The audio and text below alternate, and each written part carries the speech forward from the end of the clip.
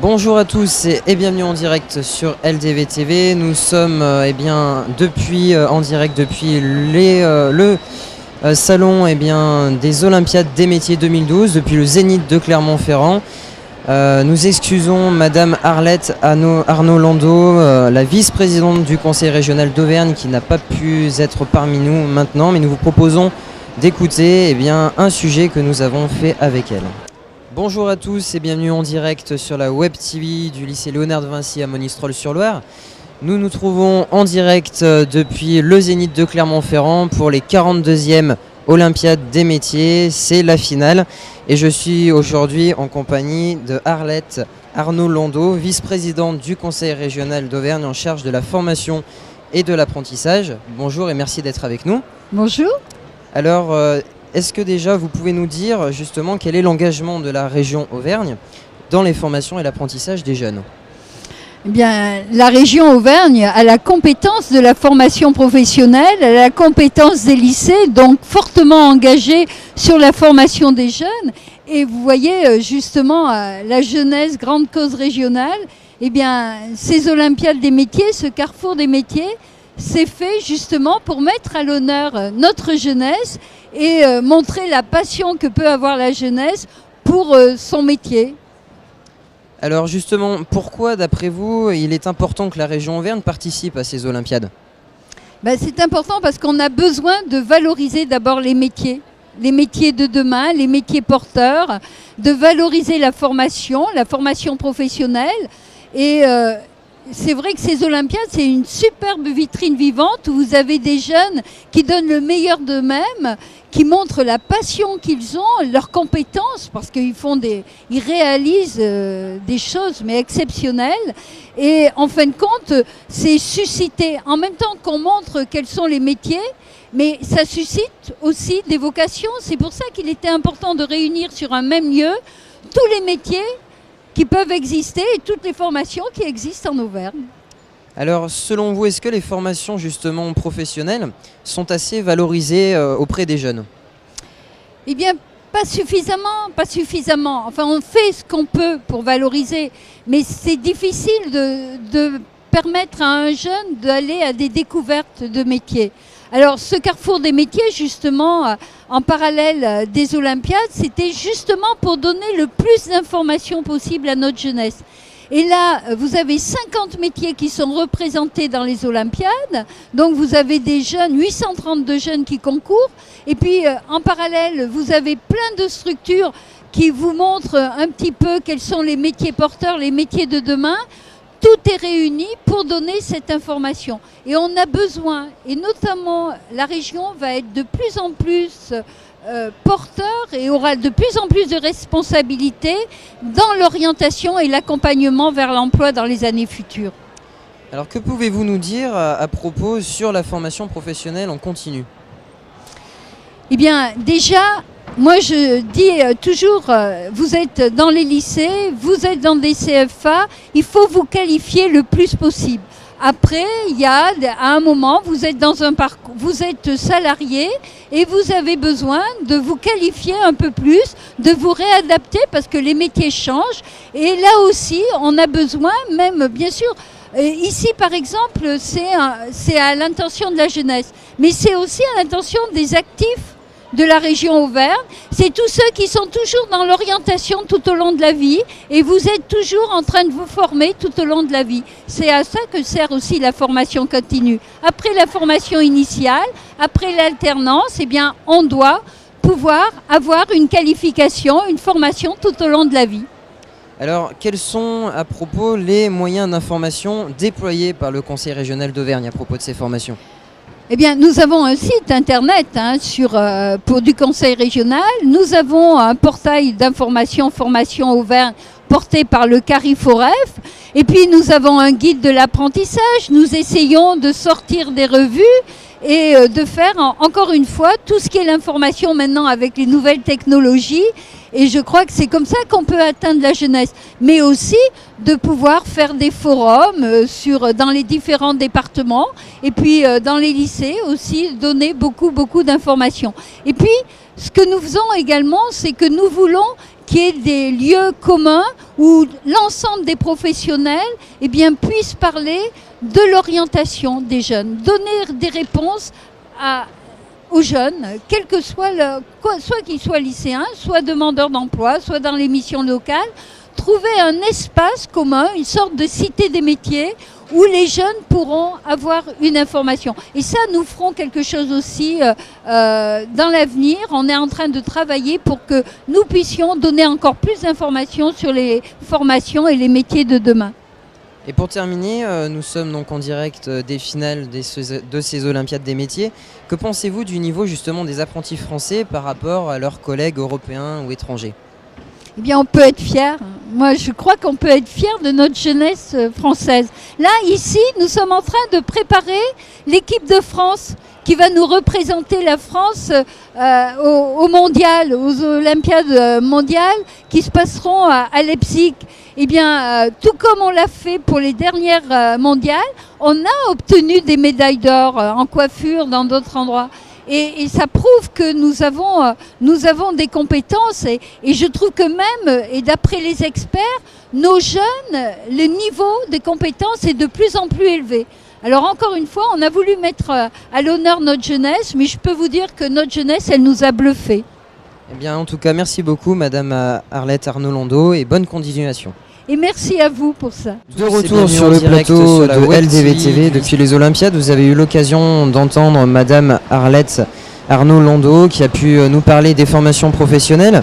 Et je suis en compagnie sur ce plateau d'Alexandre. Bonjour Alexandre. Bonjour à tous. Et puis de 3 lauréates du prix des apprentis au féminin. Il s'agit de Aurélie, Marianne et Charlotte. Bonjour à vous 3. Alors on va regarder un petit extrait vidéo qui vous parle de votre métier.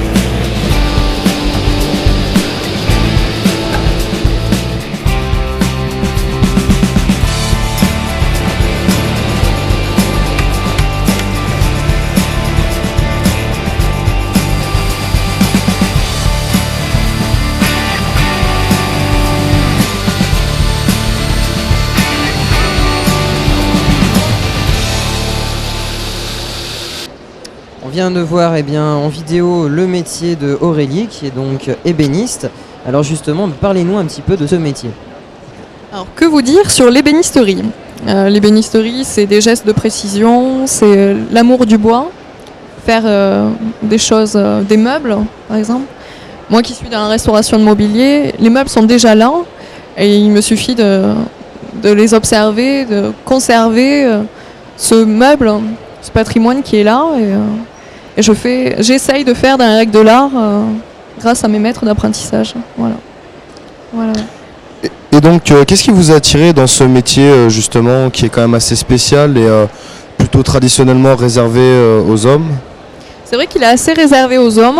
Dans ma classe actuellement en BTMS restauration, je suis la seule fille. Voilà, donc au moins comme ça. Après, qu'est-ce qui m'a attiré dedans ? Après la 3e, j'ai choisi un cursus professionnel qui était dans l'ébénisterie. Et du coup, j'ai suivi cette formation. On touche à tout. C'est vraiment c'est un métier super. Et quand on touche à ça, on s'y accroche et on essaye de continuer. Voilà. Qu'est-ce qui vous a incité un petit peu à partir dans cette voie? Est-ce que vous en avez entendu parler autour de vous? Est-ce que c'est le conseil régional qui, avec sa sensibilisation à ces métiers, vous a donné envie de le pratiquer? Ou alors c'était comme ça, peut-être de nature, de naissance? Je sais pas si c'est de nature ou de naissance, je sais pas du tout.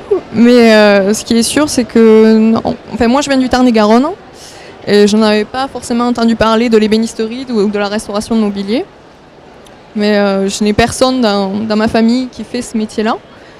Et je pense que c'est au fur et à mesure, en entendant parler autour de moi qu'il existait ce métier qui touchait à tout. J'ai fait ça, un BEP, un bac pro et maintenant un BTMS. Et peut-être que ça va continuer, je sais pas. Et donc, qu'auriez-vous à dire sur ce métier à des jeunes, mettons de 3e, qui chercheraient justement une voie bien, que pourriez-vous leur conseiller? Enfin, quel argument donneriez-vous pour les inciter justement à faire de l'ébénisterie Qu'est-ce que je pourrais leur dire pour les inciter à faire ce métier? Qu'est-ce que vous pourriez leur proposer qui rend ce métier si attirant pour vous Qu'est-ce que vous diriez pour essayer de leur donner envie Alors, ce qu'il faudrait, c'est être attiré déjà par le bois, par le matériau en lui-même. Aimer toucher à tout. Parce que dans la restauration, on voit de la marqueterie, il y a des bronzes, il y a plein de choses, de domaines autour. Et après, je sais pas, il faut essayer. Et, c'est en essayant, l'apprentissage, ça nous prouve si on aime ou pas vraiment ce métier ou pas. Donc voilà. Alors on va regarder maintenant des photos justement de votre métier. Alors, vous allez les commenter avec nous. Alors voilà. Donc c'est une table que j'ai restaurée il n'y a pas si longtemps que ça chez mes maîtres d'apprentissage Jean et Sophie Blanc, voilà, à Revel. Donc c'est une table en noyer, 19e. Voilà. Une table aussi en chêne. Voilà. Une autre table. Oui, on restaure des tables. Ça c'est un chasublier, c'est moins courant. Une commode de style Régence. Justement, vous faites comment pour rénover ce genre de meubles en fait? Comment on fait pour les rénover? On essaye de garder comment a été fabriqué le meuble et on essaye de restaurer avec les mêmes matériaux.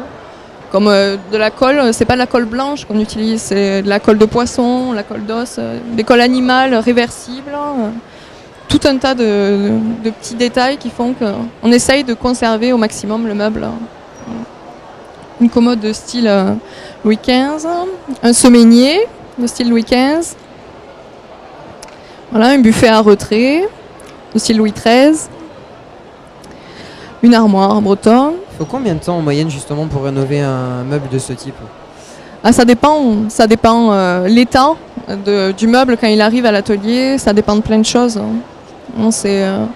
Chaque meuble est bien différent, donc c'est assez difficile de mettre tout dans le même panier, comme on dit. Donc, je sais pas comment vous dire. Donc ça, c'est moi au concours régional à Lyon. Voilà. Donc voilà, encore une fois, j'étais la seule fille. On était 10 et j'étais la seule fille.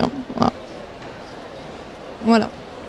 C'est pas trop dur à vivre justement d'être la seule fille parmi sa classe?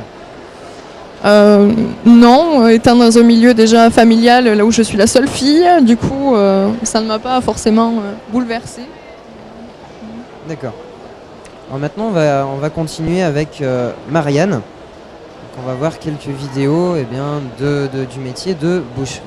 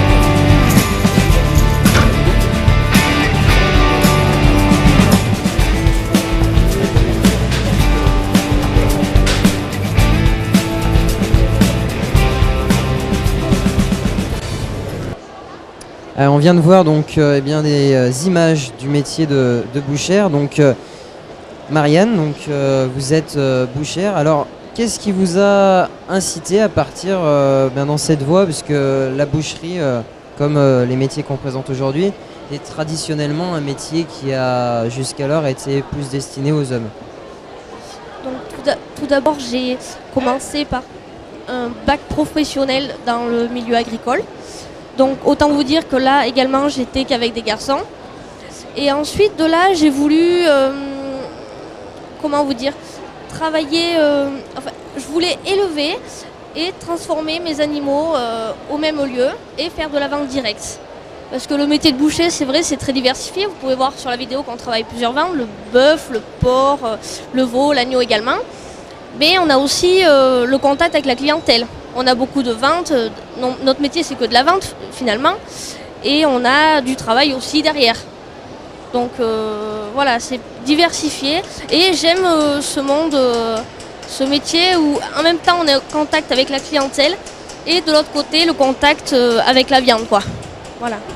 Et donc cette envie de partir justement dans ce métier de boucher vous est venue de votre première expérience avec les animaux dans le milieu des formations agricoles. D'accord. Et donc qu'est-ce que vous donneriez, la même question que pour Aurélie, qu'est-ce que vous donneriez comme conseil ou comme argument pour que quelqu'un justement parte en boucherie, qu'est-ce qui fait la beauté de ce métier?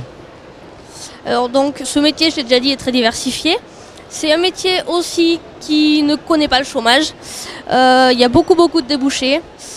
Et c'est vrai que aujourd'hui, le chômage, c'est quand même important. Il faut choisir quand même un métier où on a de l'avenir. Sans ça, voilà. Mais c'est vrai que je sais pas comment le dire. Je suis allée vers la boucherie de moi-même, en fait. Je voulais voir... J'étais curieuse de voir ce qu'il y avait derrière la vitrine, en fait, comment on préparait tout ça. Et je suis vraiment pas déçue, je suis contente de ce métier-là. D'après vous, pourquoi le Conseil régional d'Auvergne encourage les femmes à se diriger justement vers ces secteurs d'activité qui, comme on l'a dit tout à l'heure, étaient jusqu'alors plus destinés aux hommes? C'est vrai qu'il n'y a que des hommes. Je suis là, comme Aurélie, la seule fille dans ma classe. Bon, c'est vrai que le port des carcasses, c'est quand même difficile, même pour une fille comme moi, c'est quand même lourd. Mais bon, il y a toujours un homme assez costaud pour sortir la viande derrière, des frigos. Ensuite, paraît-il que les femmes sont plus minutieuses que les hommes. Voilà, on travaille mieux, soi-disant, que les hommes. Voilà, après, est-ce que c'est vrai? Je veux pas me concurrencer avec mes collègues. Hein. Mais voilà, les femmes sont les bienvenues dans ce métier-là. Voilà. Donc comme vous le dites, c'est aussi un travail de précision, de minutie. Donc comme vous le dites, ça pourrait être un travail aussi qui pourrait vraiment se tendre vers, comme pour l'ébénisterie avec Aurélie, vraiment tendre vers inciter les filles de tout âge à venir justement faire des formations en boucherie. Voilà, ouais. Et oui, comme tu dis, et la manipulation du couteau, c'est vrai que c'est très très difficile. Et nous, les femmes, on est plus méticuleuses. Donc c'est vrai que voilà, on a le petit plus qui fait que ce métier-là, c'est un honneur pour voilà. Bon, on va regarder maintenant. Non, justement, vous n'avez pas de photo, mais justement pour revenir sur le métier de boucherie avec le couteau, est-ce que au départ c'est quelque chose de difficile à appréhender, le travail avec le couteau? Non, pas du tout.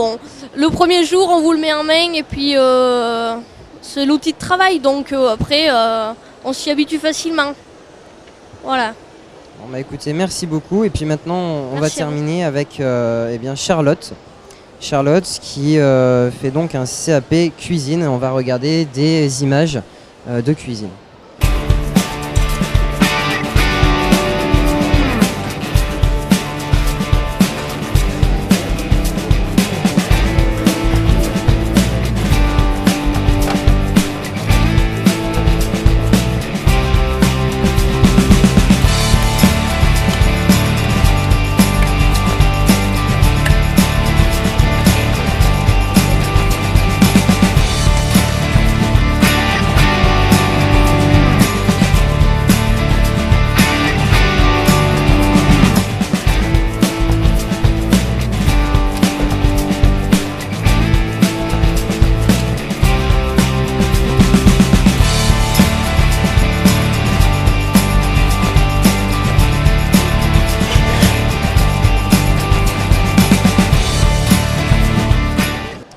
Voilà, donc après eh bien, ces images du métier eh bien, de la cuisine, première question, pourquoi avoir choisi eh bien, ce métier-là? Pourquoi dans la cuisine, dans la gastronomie?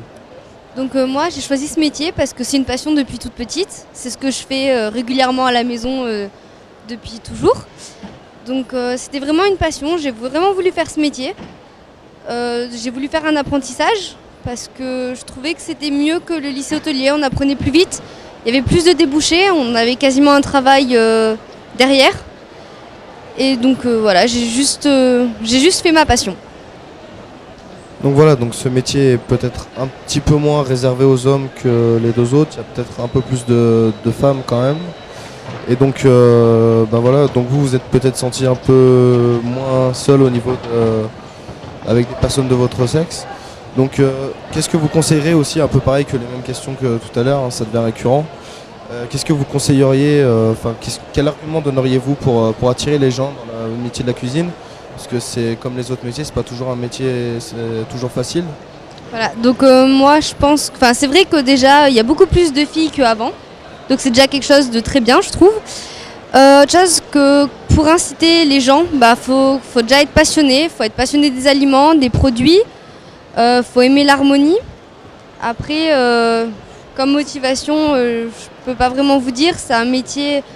Il n'y a pas beaucoup de femmes, mais on s'y sent très bien parce que dans toutes les cuisines, c'est très familial, c'est très convivial, c'est sympa. Et voilà, c'est tout ce que je pourrais donner comme conseil. Et donc, comme voie pour y accéder, vous conseillez plutôt un apprentissage, donc comme vous avez fait, avec un débouché plus rapide derrière? Oui, moi je conseille plutôt l'apprentissage, on apprend plus vite. Et vous verrez que de toute façon, les employeurs préfèrent quelqu'un qui a appris en apprentissage plutôt que quelqu'un qui est d'abord allé à l'école d'hôtellerie, qui a fait des stages, il aura toujours un peu plus de mal à trouver du travail. D'accord. Et qu'est-ce qu'il y a justement de plus compliqué dans ce métier-là? Je dirais la vie, le mode de vie qu'on a parce qu'on travaille en décalé par rapport aux autres. On n'a pas du tout les mêmes horaires, donc la vie de famille est plus difficile à gérer.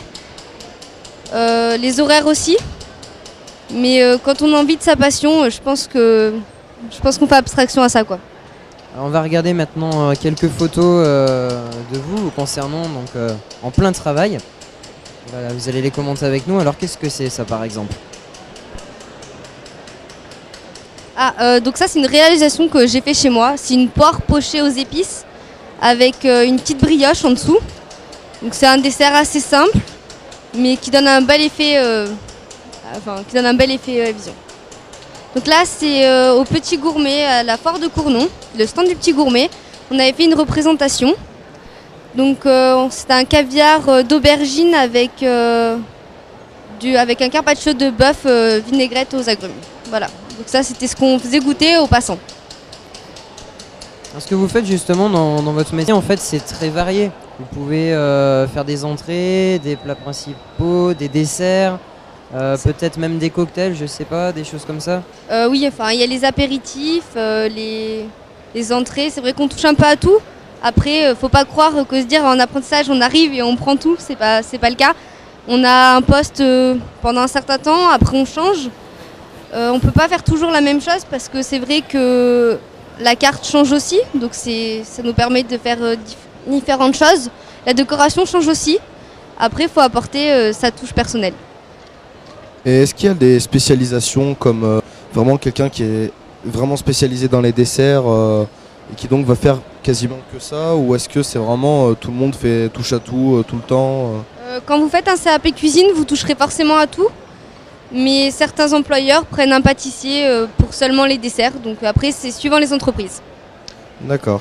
Et pour finir, est-ce que vous pensez, vous personnellement, que le métier donc de la cuisine, de chef, est-ce que vous pensez qu'il est vraiment plus destiné aux hommes ou les femmes et les hommes peuvent le pratiquer sans différence finalement, comme ça pourrait être le cas, vous l'avez dit tout à l'heure, dans la boucherie où les hommes sont plus forts, notamment pour porter les carcasses. Est-ce qu'en cuisine, il y a une différence Non, je dirais qu'en cuisine, il n'y en a pas vraiment parce qu'il n'y a pas de choses lourdes comme en boucherie par exemple.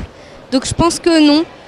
Et je pense même que ça peut être un plus parce que comme elle l'a dit, ça apporte vraiment une touche de féminité. Et on ne le pense pas forcément, mais que les employeurs parfois cherchent ça. Donc moi je conseille de demander et de poser sa candidature pour ceux qui veulent faire un apprentissage. Et donc justement, pourquoi il y a eu si peu de femmes dans ce métier jusqu'à il y a peu de temps? Parce qu'avant il y avait plus de choses lourdes, donc c'était plus les hommes. Aujourd'hui la cuisine a beaucoup changé. Donc là il y a vraiment plus de différence et j'incite vraiment donc les filles à faire ce métier parce que c'est un métier magnifique. Et en tout cas, merci à vous trois, merci à Alexandre, et puis bonne continuation dans vos projets, et bonne chance pour la suite. Merci. Et donc on se retrouve tout à l'heure pour un nouveau plateau d'LDV TV avec de nouveaux invités.